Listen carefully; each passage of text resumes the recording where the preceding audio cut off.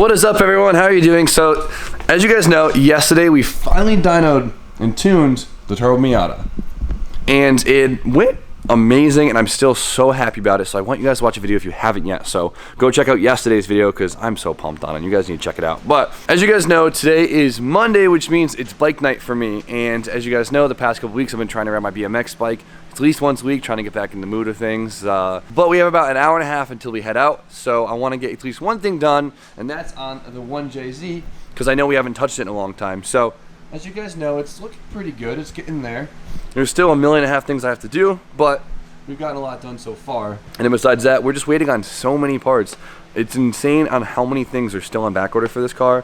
It is baffling. But one thing we can get done today, the parts have arrived, is we can actually do something similar that we did to the Z the other day, and that is do a coil pack conversion. So this one's actually pretty important, especially for you JZ guys. I mean, even RB guys. I mean, any engine probably from the 90s could use this. So what we want to do is do a full smart coil conversion, but they could get pretty expensive pretty quick because there's quite a few ways to convert, especially when you're going on a full standalone ECU like myself. There's a lot of coil packs a lot of guys use. They use Audi R8 ones. I think AEM has their own coil packs. Haltech has their own coil packs, everything. But probably at the end of the day, the most budget-friendly, easy to get coils in the world, at least in the United States, are 3rd gen Chevy truck motor coil packs. So these are LQ9 coil packs right here. They're pretty easy to get. You can go to a junkyard and basically find these everywhere, and they work extremely well. So, and of course, since these are Chevy Denso product, they're really easy to get in store too if you have to buy them new. You could always use the Denso part number, which is just D585. Really easy. So I bought a pack of 8,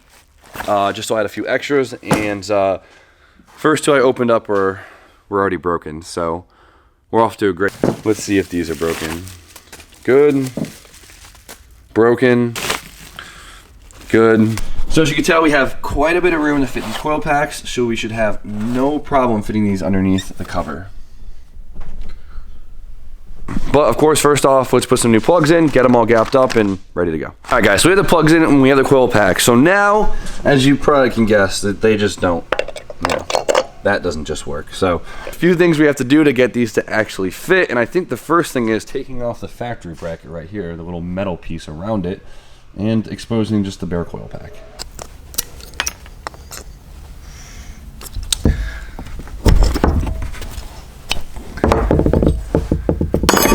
As you can see,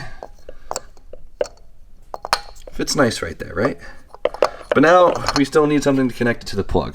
So what's cool about this is you could actually use your factory JZ coil boot, whatever you guys call it, whatever country you're from, to adapt the coil pack to your plugs, and they just slip on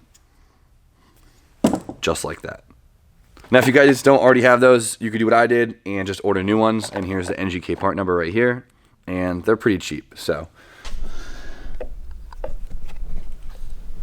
oh, like a glove. Pretty good, right? Yeah, they look good. What do you think these are off of? You know this. What? Chevy. Chevy? Oh yeah. Yeah. LS coil. Yeah. LS coils. Yeah. LS coils. Dude, they look at, they fit in there like a glove, dude. Yeah, they do. Yeah. Okay, so they're in the plugs, but now you can tell they shake around. So what do we need? Couple bolts. Couple bolts in the bracket. Yeah, pretty much. I'll do it. Yeah. So there's so many places that make these brackets just because it's such a common swap. As you can tell, they literally look OEM in there, and you don't need really nice ones because all it really does is hold them down. So I went with the most budget friendly, and I got CX Racing brackets. It says they're only for 2Js, but they fit 1Js too. So you can just get the 2J ones. I think they're like 60 some bucks. They're cheap. They come with the bracket, spacers, and the hardware, and they should just slip over. So these ones aren't too fancy. They just kind of slip around the coil pack like this, and as you can tell, it holds it in place. From there. Okay, there's my first issue. There's no thread here for the first one. Oh, shit. Looks like I have to just use one bolt. There is actually no bolt hole in the front for these, and that's probably why they say they're only for 2Js. But one bolt in it with a lock washer, this isn't going anywhere, so I'm not worried about it. The coil packs look sick, and I think we're ready to go. Nice little easy modification that costs less than, I don't know, I think everything cost me less than $120, which is pretty damn good. So let's load up the bike, hit the road, and go to the park. Boom, and we're here. It's got a easy real as sign this time. Oh yeah, that's. It looks like they got it from Home Depot. Yeah, though. they're able to find it.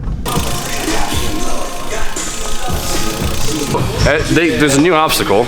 Little rail here. It's already pretty big on the bottom, but it's too short to do anything fun down it, so we're going up it. And we got a few warm-up tricks already on it that I'm pretty pumped about, so I think it's time to bust out the camera. Let's do it. Let's see what we can do.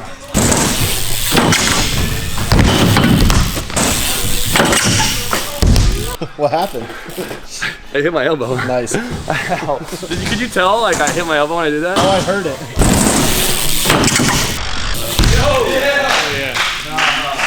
So I think we're quickly realizing that our bodies aren't good for anything cool today. We're learning some fun jibby stuff that's like actually kind of hard, but doesn't take a lot of energy, I guess. Style point stuff. Yeah, so we're gonna session this little wedge right here. See what we can come up with. All right. Oh boy. That's what makes that thing scary. Ejectocito, cuz. Dude, that was bad.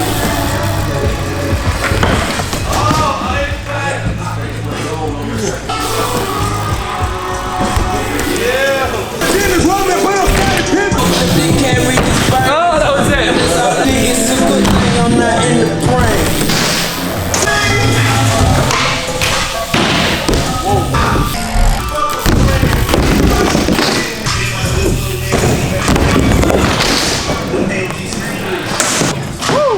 Well, looks like that one's not happening. Today's been rough. We're hurting. Yeah, Garrett. Screw the knee up. We'll be back next week, though. Yeah, we'll be back to redeem ourselves because this was not my week, but can't have a good one every time. Come on, Garrett. We need some light out here. We'll change it up. Ooh. Oh, I'm so exhausted for no reason. Can we give some love to the Mark II? Of course we can. Come on, I have to give love to this car. This thing is beautiful. Coolest thing. It has a heck blend, dude. Look at this thing. Do you want to explain what these things are? Because I want one so bad.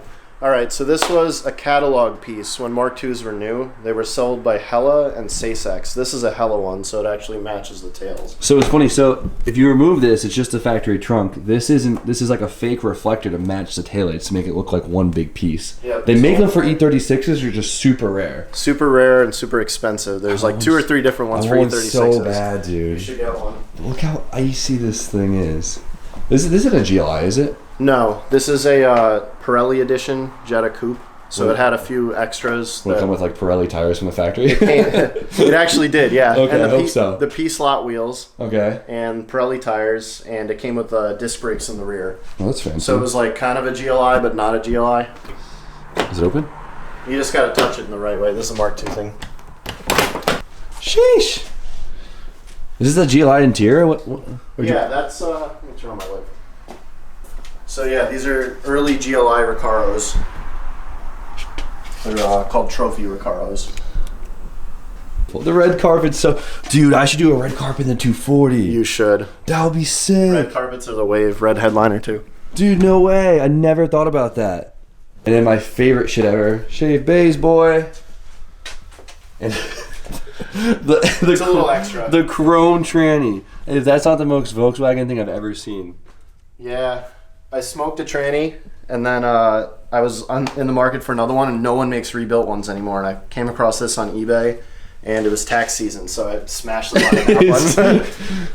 So I'm slowly adding in some shiny bits here and there. We gotta do ITBs and a standalone on this thing. That's the plan. We're gonna mega squirt this thing or something and make it bark.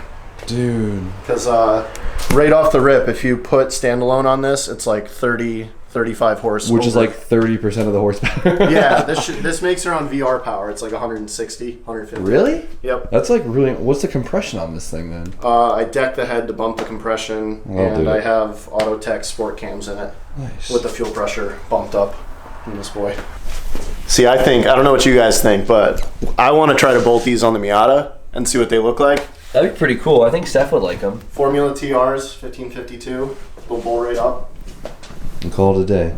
All right, I love Garrett's car. Every time I see that thing, it makes me want to do Volkswagen things so bad, it kills me. Maybe we can convince B to let us start working on this Mark II a little bit, but hope you guys still like today's video. Hopefully we'll get some cool stuff going on tomorrow, and you guys know how it is. So like, comment, subscribe, stay tuned for more content, and we'll see you guys tomorrow. I'm cold hearted and broke, I cold started and choke. I grow part with my soul, the vote harder to grow. I know why, hey, I know why, hey.